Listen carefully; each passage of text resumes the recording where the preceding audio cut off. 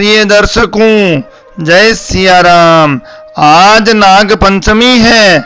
आज के दिन नाग देवता की पूजा की जाती है ताकि सारा परिवार निर्भय रहे और नाग देवता न डसे, इस हम जीवन व्यतीत कर सके आराम से। तो आइए इसकी विधि और कथा सुनते हैं। नाग पंचमी, आज के दिन नागदेव के दर्शन भी शुभ माने गए हैं। बांबी अर्थात नागदेव का निवास स्थान की पूजा करनी चाहिए और इसी प्रकार से जो नाग पंचमी के दिन प्रातः उठकर घर की सफाई कर नित्य क्रम से निवृत्त हो जाएं, पश्चात स्नान कर साफ स्वच्छ वस्त्र धारण करें। नाग पंचमी के पूजन के लिए सेवई चावल आदि ताजा भोजन बनाएं। कुछ भागों में नाग पंचमी से एक दिन पहले भोजन बनाकर रख लिया जाता है और नाग पंचमी के दिन बासी खाना भी कुछ क्षेत्रों में खाया जाता है।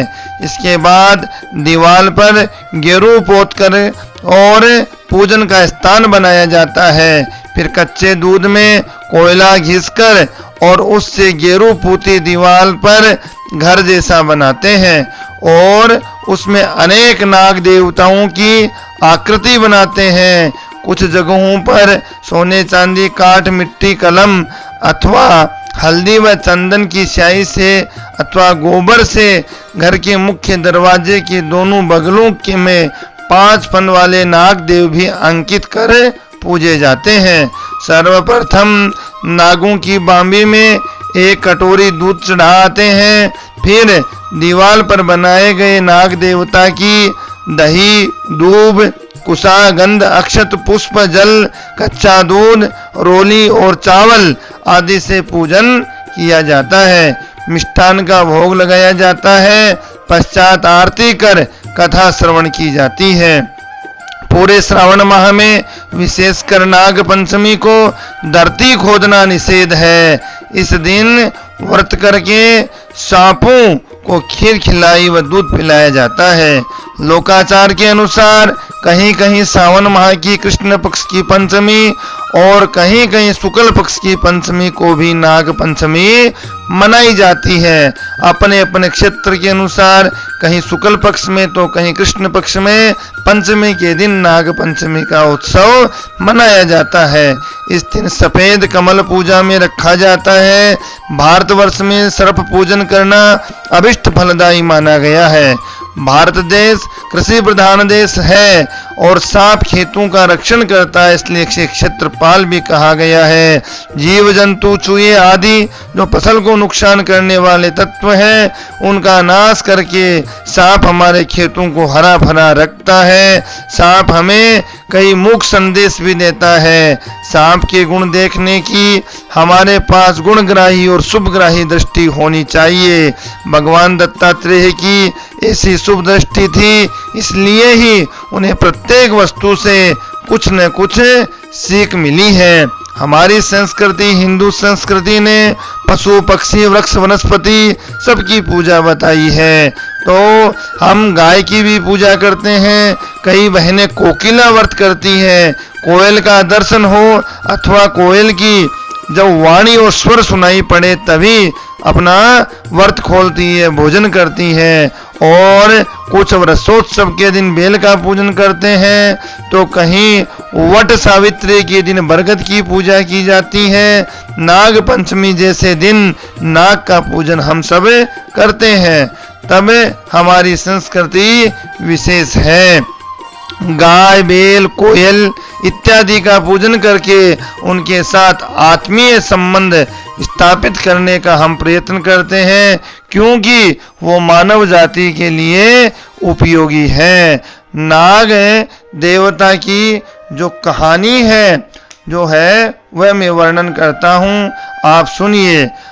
प्राचीन दंत कथाओं से ज्ञान होता है कि किसी ब्राह्मण के 7 पुत्र वधुएं थी। सावन मास लगते ही 6 बहुएं तो भाई के साथ मायके चली गई, परंतु अभागी 7वीं के कोई भाई ही न था। तो कौन बुलाने आता। बेचारे ने अति दुखित होकर पृथ्वी को धारण करने वाले शेष नाग को भाई के रूप में याद किया। करुणायुक्त दीन वाणी को सुनकर शेष जी वृद्ध ब्राह्मण के रूप में आए और उसे लिवा कर चल दिए। थोड़ी दूर रास्ता तय करने पर उन्होंने अपना असली रूप धारण किया। तब फन पर बैठाकर नागलोक पाताल लोक ले गए। वहां वह निश्चिंत होकर रहने लगी। पाताल लोक में जब वह निवास कर रही थी, उसी समय शेष जी कुल परंपरा में नागों के बहुत से बच्चों ने जन्म लिया। उस नाग बच्चों को सर्वत्र विचरण करते देख शेष नागरानी ने उस वधू को पीतल का एक दीपक दिया तथा बताया कि इसके प्रकाश से तुम अंधेरे में भी सब कुछ देख सकोगी। एक दिन अकस्मात उसके हाथ से दीपक नीचे टहलते हुए नाग के बच्चों पर गिर गया। परिणाम स्वरूप उन सब की थोड़ी थोड़ी पूंछ कट गई। यह घटना घटित होते ही कुछ समय बाद वह ससुराल भेज दी गई। अब अगला सावन आया। वह वधू दीवाल पर नाग देवता को और उरेह कर उनकी विधिवत पूजा और मंगल कामना करने लगी। इधर क्रोधित नाग बालक माताओं ने अपनी पूंछ कटने का आदि कारण इस वधू को जान लेकर बदला चुकाने के लिए आए थे, लेकिन अपनी ही पूजा में श्रद्धावंत उसे देख करके वे सब प्रसन्न हुए और उनका क्रोध समाप्त हो गया।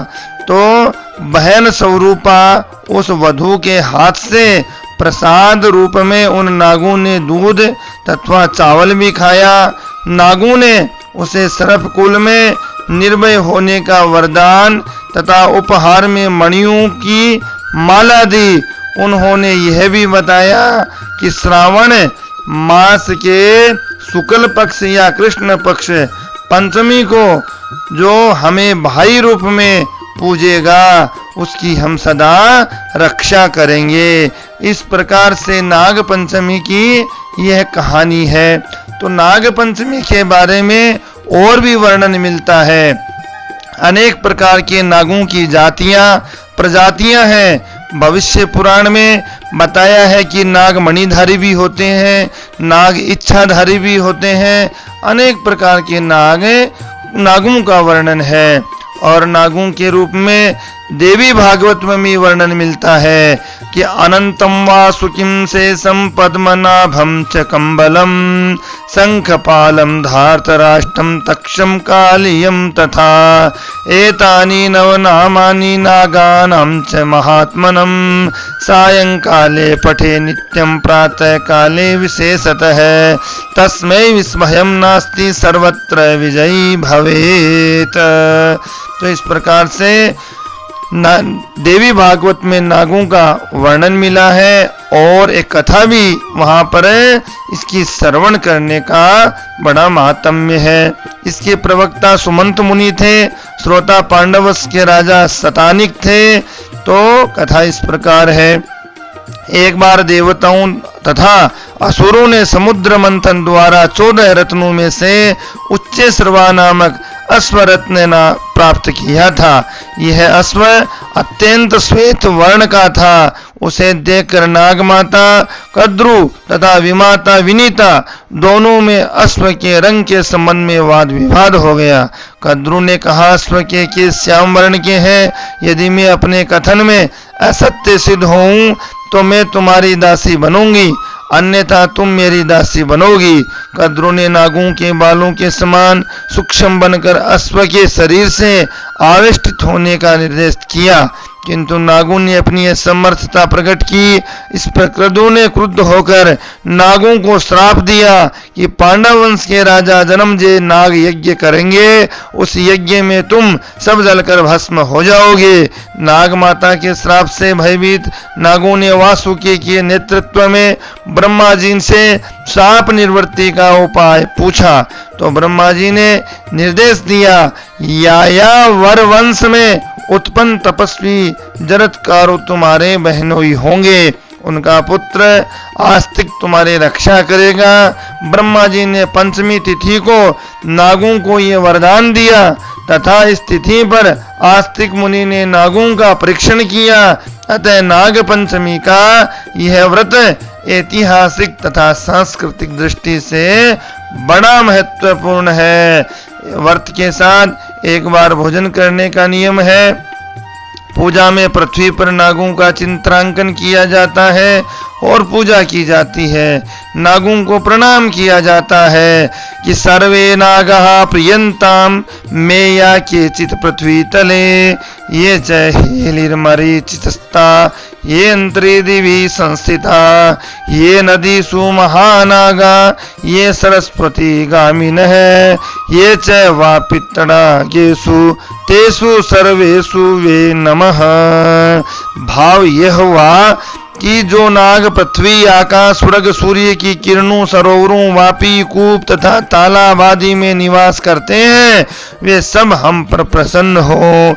हम उनको बार बार नमस्कार करते हैं, बार बार प्रणाम करते हैं।